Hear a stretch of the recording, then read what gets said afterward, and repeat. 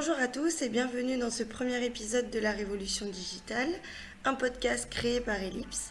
Ce premier épisode a pour vocation de vous parler de la révolution digitale d'une agence événementielle et nous sommes ravis d'accueillir aujourd'hui Caroline Chama, dirigeante de la société Pepi Event. Bonjour Carla et merci de m'accueillir. Caroline, bienvenue et je te laisse te présenter en quelques mots. Oui, donc je suis dirigeante de l'agence Pepi Event. Donc Pepi Event, c'est une agence événementielle pour les professionnels et depuis peu pour les particuliers également.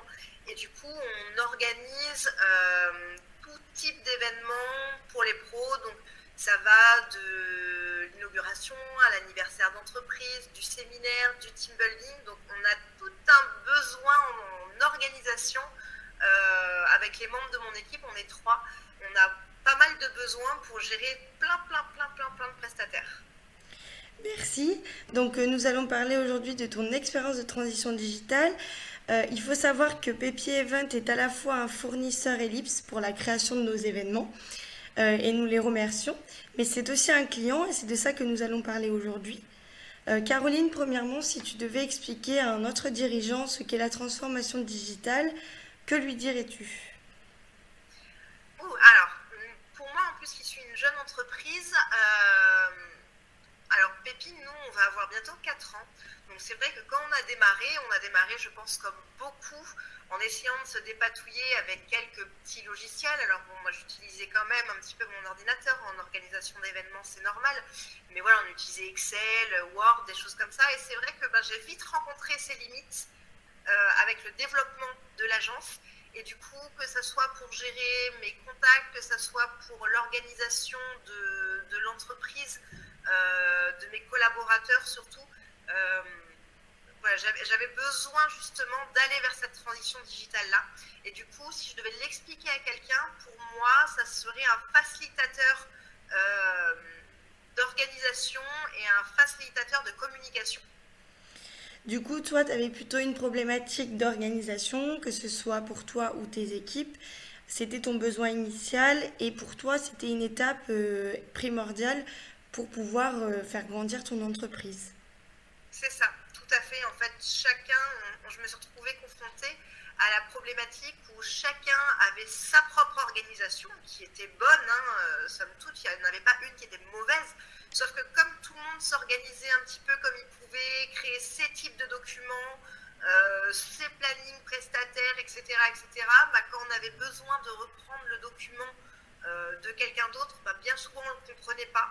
Ou bien souvent on n'avait même pas ce document-là parce que on avait un drive, mais c'est vrai que comme ce n'était pas forcément des documents qui étaient partagés, il fallait penser à le mettre, enfin c'était un petit peu le bazar.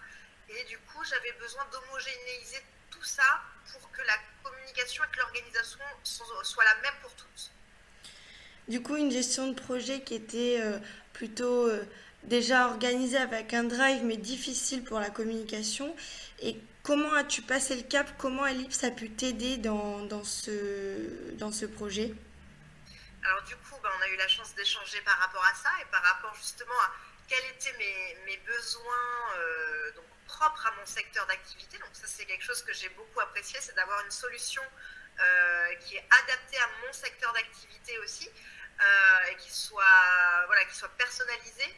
Euh, et du coup, en fait, ça a été de se dire quelles sont les différentes étapes dans l'organisation d'un projet, donc du brief, de la prise de la demande client, jusqu'au jour même de l'organisation de l'événement. Et du coup, on a un petit peu retracé ensemble avec Ellipse, on a retracé l'ensemble de ces étapes et on s'est dit, voilà, qu'est-ce qui est important pour la demande client, quels sont les éléments que j'ai besoin d'avoir, quels sont les éléments que j'ai besoin que mes collaborateurs demandent, pour pas qu'ils en oublient si jamais ils vont en rendez-vous tout seuls.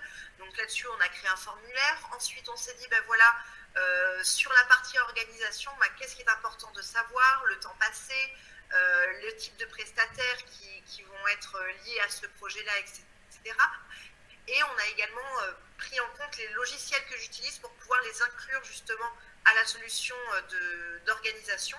Et du coup, c'est vrai que Ellipse m'a vraiment apporté la possibilité d'avoir un logiciel qui était adapté à mon cœur de métier, ce qui moi je ne pensais pas forcément être possible, étant donné que c'est très spécifique avec des étapes clés. Ok, donc une adaptation presque parfaite à ton processus métier. Donc c'est aussi notre rôle, puisqu'on est éditeur de logiciels depuis 15 ans et interprète métier. Est-ce que tu recommanderais Ellipse à la suite de cette collaboration et pourquoi? Évidemment, mais je l'ai déjà fait d'ailleurs, Mm. pour plusieurs raisons. Déjà, la qualité donc, de la prestation qui est proposée, le fait que ça soit personnalisé, que vous soyez à l'écoute de mes besoins, mais aussi pour les personnes qui y travaillent, parce que c'est vrai que au-delà d'avoir une solution qui est très qualitative, on a aussi des personnes en face qui sont à l'écoute, qui sont humaines, qui sont sympathiques, qu'on apprécie de voir. Et du coup, voilà, pour toutes ces raisons-là, j'ai déjà recommandé Ellipse autour de moi. Alors, c'est réciproque, hein, on n'hésite pas, nous non plus, à recommander Pépi pour ces super événements. Donc, c'est vrai que on collabore depuis quelques années déjà. Et puis, nous sommes ravis d'avoir pu répondre à 100% à ton besoin. Pour finir ce podcast, quels seraient tes conseils pour les entreprises qui n'osent pas se lancer dans la transformation digitale? Alors, mes conseils, si je pouvais donner par rapport à mon expérience personnelle, c'est que moi, j'ai pris longtemps à m'y mettre pour plusieurs raisons. C'est que je me disais que les logiciels, certains logiciels gratuits pouvaient faire tout à fait l'affaire, sauf que, alors oui, pour une jeune entreprise qui a 1 an, pourquoi pas, mais en fait, je me rends compte que c'est plus compliqué de la mettre en place maintenant que j'ai beaucoup d'activités et que je suis obligée de reprendre beaucoup de choses, de rentrer beaucoup de contacts, de mettre à jour beaucoup de choses. Alors que si je l'avais déjà fait plus tôt, ça aurait été plus fluide et j'aurais eu moins de travail maintenant pour justement cette mise à jour. Et vraiment, enfin, le deuxième élément qui m'a bloqué, c'est de me dire que voilà, mon cœur d'activité est très particulier, je dois gérer des clients et un panel de fournisseurs énorme dans les métiers d'événementiel. Et en fin de compte, quand on a le bon interlocuteur en face, les solutions, on les trouve. Donc il ne faut pas hésiter à échanger avec vous sur la problématique et ce que vous pouvez faire avant de se mettre des freins soi-même en se disant que notre problématique est trop particulière. Parce qu'au final, vous avez réussi à vous adapter à cette particularité.